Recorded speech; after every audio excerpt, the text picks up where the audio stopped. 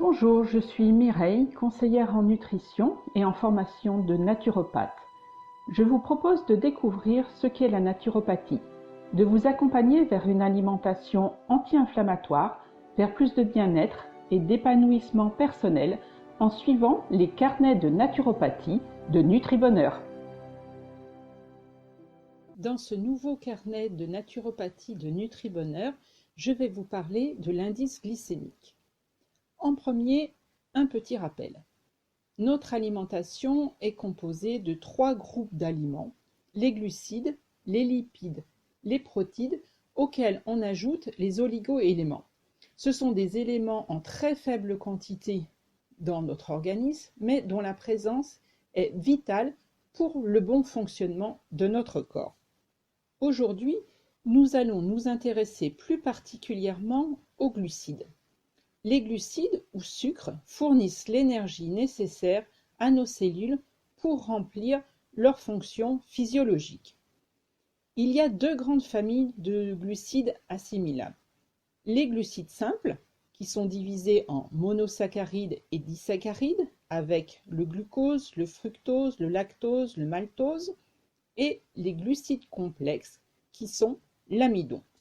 L'amidon va être présent dans les céréales complètes, dans les légumineuses, dans les marrons, les lentilles, les petits pois. Les sucres complexes vont devoir être transformés en glucose car notre organisme ne peut utiliser que le glucose. Pour revenir à l'index glycémique va être la capacité d'un aliment à faire augmenter le taux de sucre dans le sang. On a fixé une référence à 100. C'est-à-dire qu'un index glycémique est dit faible s'il est inférieur à 50 et un index glycémique est dit fort s'il est supérieur à 50. Ce qu'il faut toujours avoir à l'esprit, c'est que notre corps est en perpétuelle recherche d'équilibre pour maintenir des constantes à des valeurs normales. C'est ce qu'on appelle l'homéostasie.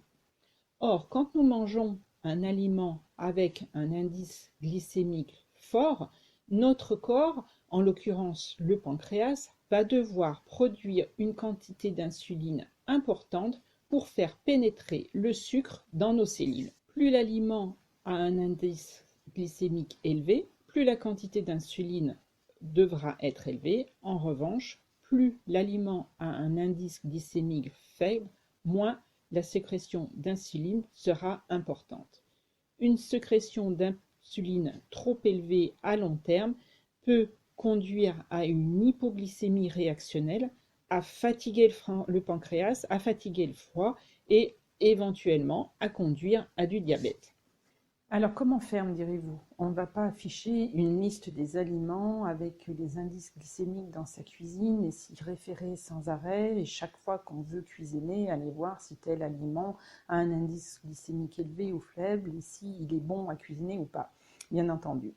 Alors, quelques petites choses très simples à mettre en place sans pour autant révolutionner votre alimentation.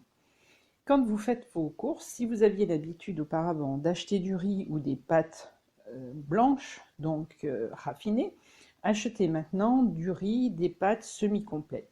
Vous verrez que ces produits sont très bons, le goût ne va pas changer énormément et petit à petit, vous allez vous y faire sans aucun problème. Limitez également au maximum, et tant que cela vous est possible, la consommation de produits industriels. Que ce soit des pâtisseries, que ce soit des plats cuisinés, ils contiennent un grand nombre d'additifs, des sucres cachés, et en plus, comme ils sont raffinés, ces produits sont dépourvus de vitamines. Préférez une cuisine faite maison, des pâtisseries maison, cuisiner des légumes à volonté, des crudités également à volonté, incorporer des légumineuses dans vos menus. Ils ont un indice glycémique qui est faible. En plus, ils contiennent de nombreuses fibres qui sont très bonnes pour le transit intestinal et qui augmentent la satiété. En résumé, une alimentation anti-inflammatoire, une pratique régulière d'exercice physique, et voilà le duo gagnant. Vous retrouverez des programmes de recettes anti-inflammatoires avec une liste de courses, des astuces et d'autres conseils nutritionnels sur mon site NutriBonheur. Je vous souhaite de belles découvertes culinaires et vous retrouverez avec le plus grand des plaisirs dans un des prochains carnets de NutriBonheur.